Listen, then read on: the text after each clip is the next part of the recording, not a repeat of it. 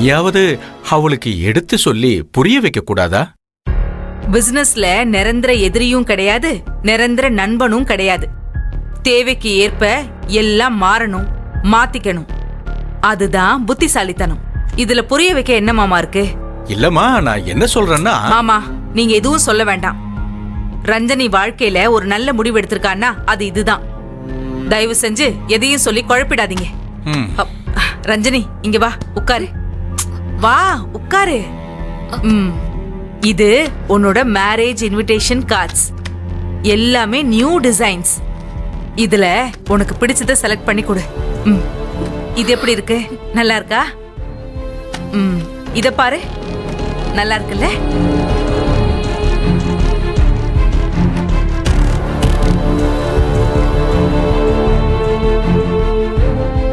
பாரு ரஞ்சனி, பாரு.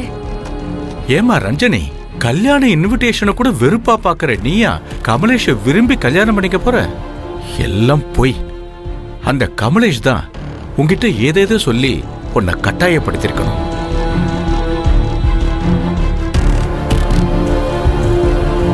தாத்தாவுக்கு நான் கமலேஷ பிடிக்காம தான் இந்த கல்யாணத்தை ஒத்துக்கிட்ட விஷயம் தெரியக்கூடாது. தாத்தாக்கு மேல சந்தேகமே வரக்கூடாது.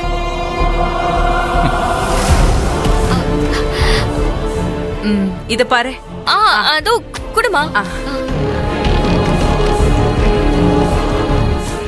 நான் பாக்குறேன்னு தெரிஞ்சதும் உடனே முகத்தை சிரிச்ச மாதிரி வச்சுக்கிட்ட பாத்தியா? யாருக்காக இதெல்லாம்? எதுக்காக இதெல்லாம் பண்ணணும்?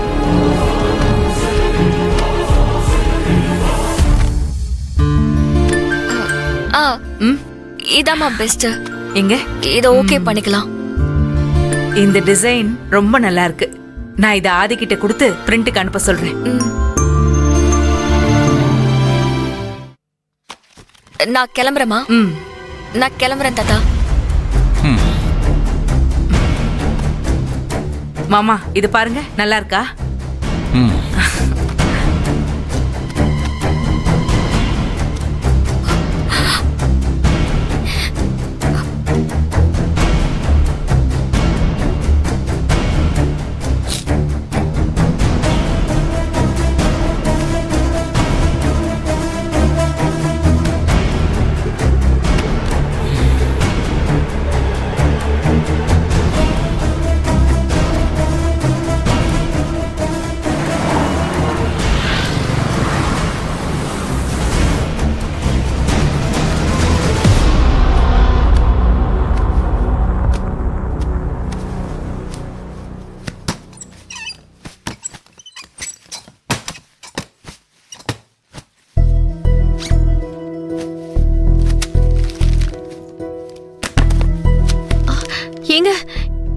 என்னங்க இது?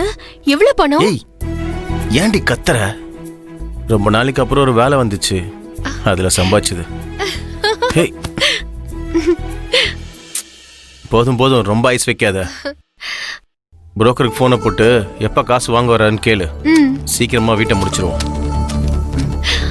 ஐயோ, எங்க இது கனவா நனவான்னு எனக்கு தெரியல. என் கையை பிடிச்சுக்கலங்களேன். நக்கலா? நான் தான் அன்னைக்கு நீ நிச்சயதார்த்தத்தை நிறுத்தினப்ப சொன்னா இல்லையா? நான் என்ன சொன்னேன்? கூடிய சீக்கிரத்துல அந்த புது வீட்டை வாங்கி உன்னை கூட்டிட்டு போறேன்னு சொன்னா இல்லையா? ஏன் இப்படி போய் சொல்றீங்க? எனக்கு தெரியாதா உங்களை பத்தி? கொஞ்ச நாளா இந்த வீட்ல உங்க அம்மா பண்ற விஷயம் எல்லாம் உங்களுக்கு பிடிக்க மாட்டேங்குது. அதனாலதான் நீங்க இப்படி ஒரு முடிவு எடுத்திருப்பீங்க. ஆனா என்கிட்டயே போய் சொல்றீங்கல்ல? ஏங்க, உங்க அம்மா சொன்ன மாதிரியே அப்படி அவங்க 6 லட்சம் பணத்தை கொடுத்துட்டா நீங்க என்ன பண்ணுவீங்க? அதெல்லாம் அம்மா ரெடி பண்ண டைம் ஆகும். அதுக்குள்ள புது வீட்டுக்கு போயிடலாம். இல்லைன்னா அம்மா எதையாவது பேசி உண்மையை தெரிஞ்சுக்கிட்டா அப்புறம் நம்ம 2 பேருக்கு தான் பிரச்சனையாகும். என்ன ரத்னா அப்படி பாக்குற? என்னாச்சு? இல்ல, உண்மையிலே இது நீங்க தானா? இல்ல ஏதாவது ஆவி கீவி உங்க உடம்புல பூந்துருச்சான்னு யோசிக்கிறேன். ஆவியா இந்த நேரத்துல வந்து பணம் கொடுக்கும்?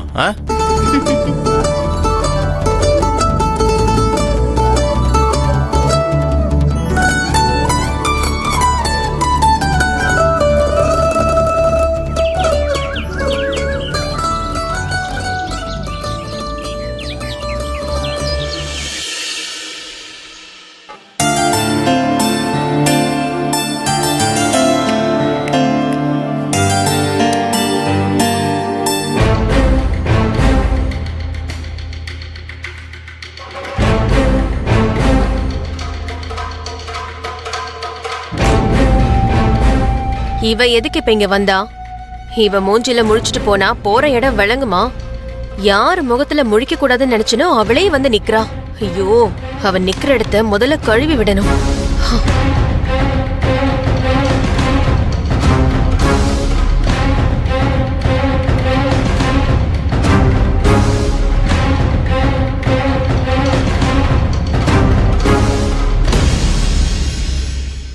என்ன நீ மேக்கப்லாம் பலமா இருக்கு.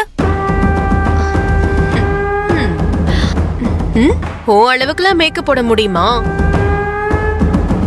நான் ஏதோ கொஞ்சமா முகத்துக்கு பவுடர் பூசி கொஞ்சமா லிப்ஸ்டிக் போட்டிருக்கேன். இதெல்லாம் ஒரு மேக்கப்பா? 1000 தான் இருந்தாலும் ஓ லெவலுக்கு வர முடியுமா என்ன? உனக்கு காரியம் ஆகணும்னா யார வேணாலும் மிரட்டுவ, எத வேணாலும் வாங்குவ. ஆனா நான் அப்படியா? உங்க அண்ணன் எனக்கு என்ன வாங்கி கொடுக்கறாரோ அதை மட்டும்தான் நான் யூஸ் பண்ணிக்கிட்டு இருக்கேன். எனக்கு என்ன கொடுத்து வச்சிருக்கோ அதை தானே நான் அனுபவிக்க முடியும். என்ன நீ பேச்செல்லாம் ஒரு மாதிரியா இருக்கு. ஐயோ இல்லையே, நான் எப்போ ஒரே மாதிரி தானே பேசுறேன். ஓ, சில பேர் தான் நேரத்துக்கு தகுந்த மாதிரி பேசுவாங்க. ஆனா நான் அப்படி கிடையாது. நான் எப்பவுமே கெட்டவதான். கெட்டவளா இருக்கும்போது அவளால என்ன பிரச்சனை வரும்னு எல்லாருக்குமே தெரியும். ஆனா ஒரு நல்லவ மாதிரி கெட்டவ நல்லவ வேஷம் போடும்போது அவளால என்ன பிரச்சனை வரும்னு யாருக்குமே தெரியாது. சரி, அதை விடு. அது எதுக்கு நமக்கு? ஏன்னா நம்ம 2 பேருமே நல்லவங்க தான். வந்த விஷயத்த சொல்லு. அண்ணி, எனக்கு ஒரு 10,000 ரூபாய் வேணும். ஃப்ரெண்ட்ஸ் எல்லாம் சேர்ந்து ட்ரிப் பிளான் பண்றோம்.